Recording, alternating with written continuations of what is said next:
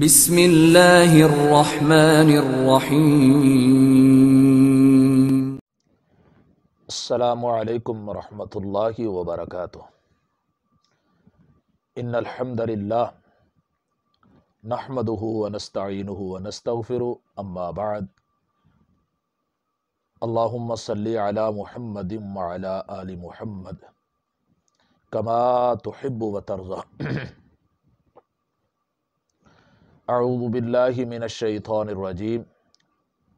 وَيَسْأَلُونَكَ عَنِ الْخَمْرِ۔ محترم سامعین و سامعات، حاضرین و ناظرین، اللہ سبحانہ و تعالی نے شراب کو حرام کر دیا ہے،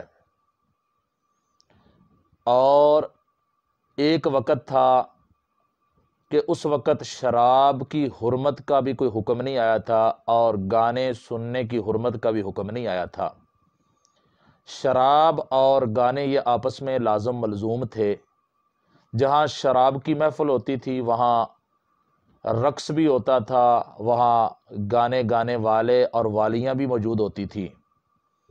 تو اسی طرح کا ایک واقعہ صحیح بخاری حدیث نمبر 2375 میں موجود ہے۔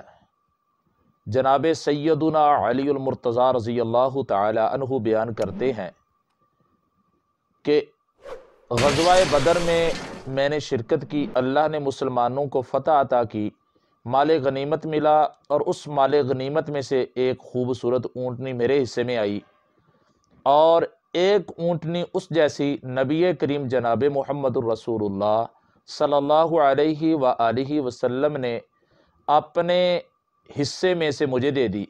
میرے پاس 2 اونٹنیاں ہو گئی۔ تو میں نے ایک سنار سے بات کی کہ آپ جو گھاس استعمال کرتے ہیں اذخر، یہ گھاس میں آپ کو لا کر دوں گا، اور اس کے عوض میں آپ سے پیسے حاصل کروں گا، اور ان پیسوں سے میں جناب محمد مصطفیٰ صلی اللہ علیہ وسلم کی بیٹی فاطمہ بنت محمد صلی اللہ علیہ وسلم سے نکاح کروں گا، اور ولیمے میں وہ پیسے خرچ کر لوں گا۔ تو جناب علی رضی اللہ تعالیٰ عنہ کا ان کے ساتھ معاہدہ ہو گیا۔ تو وہ بنو قینقاع کا آدمی تھا، سنار۔ تو جناب علی رضی اللہ تعالیٰ عنہ نے اپنے اس معاملے میں گھاس لانے والے میں ایک انصاری کو بھی شریک کیا۔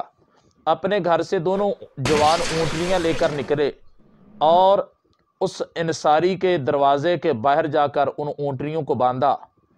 تو اتفاق سے اس انصاری کے گھر اس وقت شراب اور گانے کی مجلس تھی۔ اس مجلس میں نبی علیہ الصلوۃ والسلام کے اور سیدنا علی رضی اللہ تعالیٰ عنہ کے چچا سیدنا حمزہ رضی اللہ تعالیٰ عنہ بھی شریک تھے۔ تو علی رضی اللہ عنہ نے اونٹنیاں وہاں باندھی اور چلے گئے۔ جناب سیدنا حمزہ رضی اللہ تعالیٰ عنہ شراب بھی پی رہے تھے اور گانے بھی سن رہے تھے۔ اس وقت یہ دونوں چیزیں حرام نہیں ہوئی تھی۔ تو وہ گانے گانے والی عورت کی جب نظر ان اونٹنیوں پر پڑی تو وہ بہت خوبصورت تھی، فربا موٹی تازی تھی، ان کا گوشت بڑا لذیذ تھا۔ تو اس نے جناب سیدنا حمزہ رضی اللہ تعالیٰ عنہ سے کہا، حمزہ تو کتنا بڑا جوان ہے، اور جا ان موٹی تازی اونٹنیوں کا گوشت لا تاکہ اس کو بھون کے کھایا جائے۔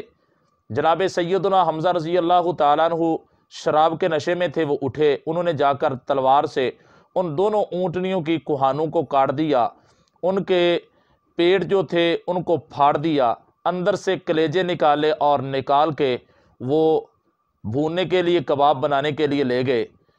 اب جناب سیدنا علی رضی اللہ تعالیٰ عنہ تشریف لائے تو دیکھا کہ دونوں اونٹنیوں کی کوہانیں کٹی ہوئی ہیں، اور وہ خون میں لت پت ہیں، ان کے پیٹوں کو پھاڑا ہوا ہے، کلیجے نکالے ہوئے ہیں۔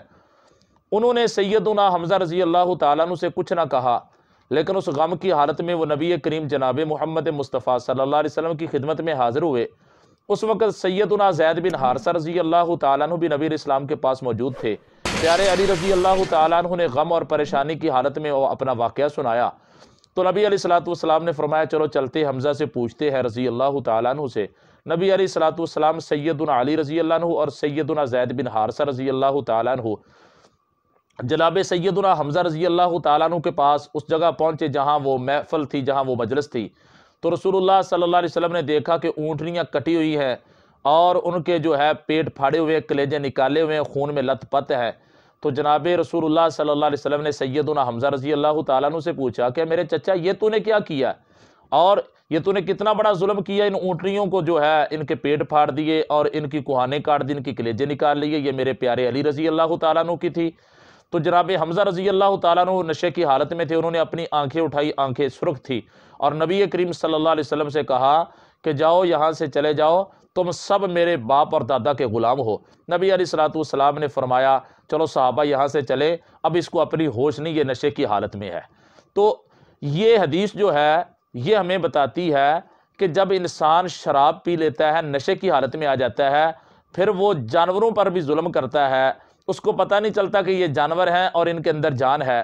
پھر جناب سیدنا علی رضی اللہ تعالی عنہ جن کا مال تھا ان کے اوپر بھی ظلم ہو گیا، اور پھر رسول اللہ صلی اللہ علیہ وسلم کی بھی پہچان نہ ہو سکی۔ تو اس لیے شراب کو اللہ سبحانہ و تعالی نے حرام کر دیا، کیونکہ اس کے اندر قباحتیں تھی۔ تو ہمیں چاہیے کہ اس حرام شراب کو چھوڑ دیں، انشاءاللہ اس کے بدلے میں اللہ ہمیں جنت میں جو ہے شرابن طہورا، جس کا اللہ نے تذکرہ کیا ہے، وہ عطا کریں گے۔ اللہ سے دعا ہے کہ اللہ ہمیں قرآن و سنت کو سمجھنے کی توفیق عطا فرمائے، اور اللہ نے شراب اور گانے کو حرام کیا ہے، اللہ اس سے بچنے کی توفیق عطا فرمائے۔ آخر دعوانا ان الحمد للہ رب العالمین۔